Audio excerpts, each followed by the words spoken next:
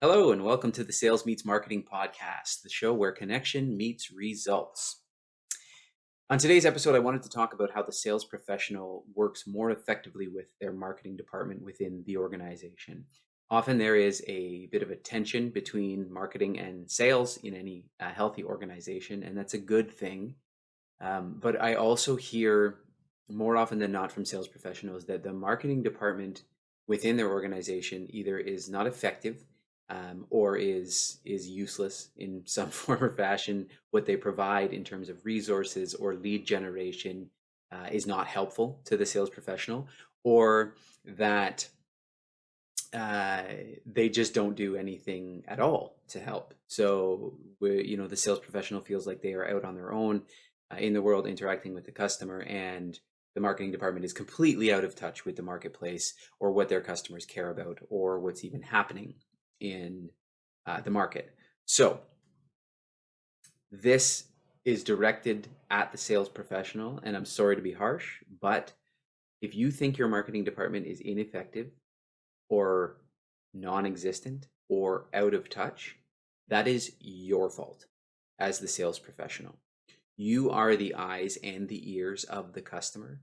Your job is to add value to the customer's life, and you are the line of communication from the trenches to the organization and the marketing department that sits in the head office. Now, that's not to excuse marketing. We'll have lots more episodes on effective marketing as well in the future. It's not to excuse the marketing department from never leaving their cubicle and stepping into the field and finding out what their customers really care about and what resonates with those customers. But on a day-to-day basis, as a sales professional, it is your job to make your marketing department more effective by keeping them in touch with what's going on in the field. So, couple of questions to ask yourself as a sales professional. If you want your marketing department to do a better job, do you currently use the resources that marketing provides? Okay. Marketing departments can provide all kinds of different resources to the sales or the sales department within an organization. They can be sell sheets, which are just sort of like quick reference guides to features and benefits. Glossy marketing leave behinds that outline the differentiators of your product, the data behind, whether it's time saved or clinical data if you're in the healthcare field, or productivity data, any studies that have been done, things like that, or customer testimonials, referrals from other customers. But then the marketing department can also provide lead generation, right? How do they find out, how do they take, a cold call essentially and turn it into a warm lead for a sales professional? Marketing can often assist with that as well. And I would argue that if you have a very effective marketing department, lead generation is the majority of what they provide to the sales side of the business, because they're effectively uncovering needs within the marketplace that your product or service can meet, and the problems that they can solve for the customer in the marketplace. So, do you use anything that your marketing department provides? And if the answer is no, then why don't you? Is it ineffective? Is it not to your standard? Is it falling flat with the customer? Is it not resonating with them? Are the things that it's communicating, whether it be a sell sheet or a leave behind or data, or lead generation even from your marketing department, are they not communicating the actual value that your product or service is providing to the customer? Are they not communicating the solution to the problem that you're actually solving when you're in front of your customer in the field? And if there is that disconnect, how do you bridge the gap to make that connection with marketing so that the messaging that you are delivering in the field and the message that marketing is delivering on a macro level to the entire marketplace are the same, one and the same? Now, if this happens, think about how often you talk to your marketing team. Are you communicating with your marketing counterparts regularly? Is there someone in charge of the specific piece of the marketing puzzle that you need changes made with? So, for example, there might be a specific product manager on a specific product that is solely responsible for developing um, social media posts, for example, for a particular product that you sell. If that person is not doing what you think is providing the most value to the customer and the most value to helping you close more sales, how often are you communicating with that person? Are you letting them know what's going on in the field? Are you letting them know why you think improvements can be made? Because if you're not, they're not going to necessarily get the message. If their job is simply to put out promotional material and they have no metrics to understand whether or not that promotional material is making a difference in the field, then how can you ever expect them to provide a return on their invested time and effort if they have no feedback, right? And as a sales professional, you can be the one to provide that feedback, and it is your responsibility to be providing that feedback to the marketing team. So regular touch points are a necessity. If you find that you are speaking to your marketing counterparts only when you notice an issue, or only when the customer tells you that something isn't working, or you see a sell sheet get thrown in a garbage bin right after you walk out the door, then that's not enough. We need to be proactive here, because a holistic approach to marketing and sales working together is what creates exponential results within the organization. So make it a point to speak with your marketing counterparts on a regular basis. If you have to, put it in your calendar. Make it a monthly meeting, a half hour, to just touch base with what's happened since the last time we spoke. What have you produced in the field as a marketing department? And what have I learned from the customer about what's working and what's not? And let's work proactively to make each other more effective and make each other speak the same language when we're speaking to the customer. Provide feedback. Okay? So regular feedback to your marketing department is something that they crave. I often hear sales professionals say, on the one hand, my marketing department is useless. And on the marketing side, I hear the department say, the sales department tells me nothing. I have no idea what's going on out there. They tell me that what I do is not effective, and yet I have no information to go on. I simply ask for competitive intelligence on pricing, for example, and I get zero responses. So your marketing department can only produce something as effective as the information they have to produce it. And you are the person in the field that can provide that information to them. So provide it as often as you possibly can. Any new information you discover, maybe that's new products, maybe that's new players, maybe that's new pricing, maybe that's a new promotion that's being done by a competitor, maybe that's a reputation change, from an organization that operates in an old-fashioned way of doing business that has completely reinvented themselves in the marketplace, and now your customers are taking notice. Any information you can provide to marketing to give them a base level of what's going on in the field is beneficial to them. Any insights, any changes? How is the marketplace itself changing? Are people doing business differently? Are you noticing a shift in people's attitudes, in a way that they're transacting, in a way that they are demanding services or value adds from their vendors? Are you noticing a shift in the way your customers are doing business with their customers? That's something that you can capitalize. Are you noticing a complete shift to online versus in-person transactions? Are you noticing more of a shift to virtual meetings versus in-person meetings? All of these things are beneficial for your marketing department. And you may not know how the marketing department could or would use information, but information is power when it's utilized in the right way. So any information that you can provide constantly to your marketing team will help them develop a holistic view of the marketplace and how your customers' needs are changing. And you never know, even if it's a seemingly innocuous piece of information, if it's something that's changed, the marketing department may pick up on something that you are not.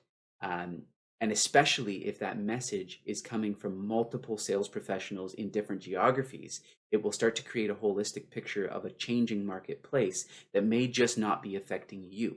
And if the marketing team can get ahead of it and deal with changes in the marketplace before your competitors know about it, you can create massive, massive effects from a sales side of the business and get much better leads and much better closing percentages if the marketing department is aware of these subtle changes that are happening from day to day. The competitive landscape, and especially pricing. If you see things changing out there when it comes to price, or how your competitors are doing business, whether they're offering specific promotions or whether they're bundling or whether the way they're charging for their product, if they've changed from, a payment up front to a payment, to a series of payments to ease the burden from a customer, or whether they're offering something on a subscription basis, whether rather than an upfront purchase, or whether they're changing their payment terms. Anything that you can provide to your marketing department will help them better position your product and service in the marketplace for you. And sometimes as a sales professional, you have control over your pricing, or the way you deliver your services, or the way your customer pays for your services. But oftentimes you don't, especially if you're in a larger organization. But the marketing department's job is to set your price and your terms and the way your products are delivered to your customers. And sometimes even those products themselves or those services. So ideas on how you can better deliver the end product or the end service to your customer is valuable information to the marketing team so that they can shift their offering to help you do your job better. And that's what marketing is there to do, to help make your job easier and help you do your job better.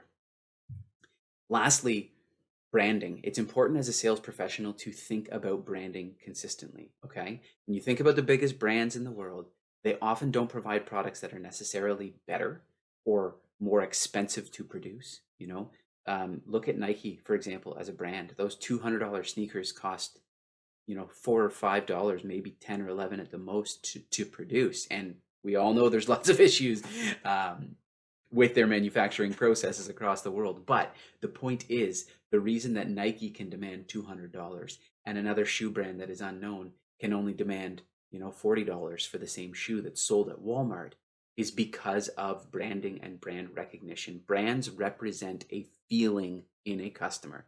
And we'll do another episode just on branding itself when it comes to marketing. But as the sales professional, in thinking about relating to your marketing department, what does your brand say to the customer in the marketplace? You should be asking yourself this question, and you should be asking your customer how they view your brand. What does my company XYZ, say to you when you hear our company name or when you hear our specific product? What feeling does that evoke in you, Mr. or Mrs. Customer? What does that tell you? Do we represent someone you want to do business with? Do we give you a good feeling? Or when you hear our name, do you hear, hassles with returns and we don't deliver on time and we don't live up to our promises or our products aren't as good as we say? Have those customer interviews and then relay the information to your marketing department. And if you don't have time for these customer interviews, then one, I would argue that you're misplacing the value on your time, because if you don't know the negative opinions about your brand from your customer's point of view, then you're out there spinning your wheels and you're continuing trying to, ram a round peg into a square hole, where what you're saying isn't resonating to your customer, or what you're saying isn't followed up upon by your company on the back end. And so you're constantly fighting. You got to fix these problems right away. So find out how your customer views your brand within the marketplace and relay that to your marketing team. How is your brand recognized versus your competitors? You will all know who your main competitors are, or you should know who your main competitors are. Ask your customers what they think of when they hear your competitor's company name or your competitor's sales rep, what they think about that person in general. Are you, the sales professional, an extension of the brand of the company? Does what your company represent in your customer's mind mean the same thing that you represent in your customer's mind? Now, I'm not saying that they should be the same, because if your company doesn't have good brand recognition in the field, then perhaps you want to separate yourself, your own brand, from your company's brand as being superior in one way or another. But if your brand doesn't match, if your personal brand does not match your company's brand in the eyes of the customer, then that needs to be relayed to the marketing department as well. So, for example, Mr. or Mrs. Marketing Manager, I've had a number of conversations with my customers about what we represent in the marketplace. And from my perspective, what I've learned from my customers is that they know that I am always on time, that I am always professional, and that I'm always thinking outside the box when it comes to coming up with unique solutions and offerings for them. And they love dealing with me for those reasons, because I'm not a cookie cutter sales rep that's just trying to push products on them. I'm coming up with unique solutions for problems that they didn't even know they have. But what I'm noticing is that on the back end, the company's not delivering what I'm promising my customer. They are not on time. They are not professional. And when they're talking internally to our stakeholders inside the organization, they're not thinking outside the box. They're being very rigid and offering a one-size-fits-all solution. And they're often trying to steer the customer away from something that I've offered to make something that is more, let's say, more cookie cutter or available within our inventory, when that's not what the customer expects. And that's not why the customer wants to deal with me versus my competitor. So how do we bring those two reputations closer together? And in some instances it may be, listen, we can't provide those unique solutions, so you need to change the way you're operating in the field, sales professional. But it is the marketing department's job to decide overall for the company what we're doing for the marketplace. That is marketing's sole job when it comes down to it. What do we offer our customers, and what problems are we solving, and how are we going to go about doing that? And a good marketing plan from the marketing department will include all departments. This is how the sales department represents that market offer. This is how the customer service department, this is how operations, this is how service, this is how marketing produces promotional material from that. All of these departments should come together to understand the exact same need within the marketplace and what they're doing for that customer. So if your idea of what your customer wants is different than customer service, or different than shipping and receiving, or different than marketing, or different than the operations department or accounting within your organization, then those disconnects need to come together. And it's marketing's job to connect everyone within the organization with the exact same branding, messaging, and deliverables for the customer. So when you provide that feedback to say, hey, there's a disconnect here. The customer deals with me because of X, and they don't want to deal with the company because of Y. How do we bridge that gap? Those conversations with marketing are invaluable. And the more feedback you provide, the better job your company will do at delivering a consistent message across the marketplace that provides more value to your customer at the end of the day. So I hope you found this valuable. Until next time, smile more, talk less, and keep adding value.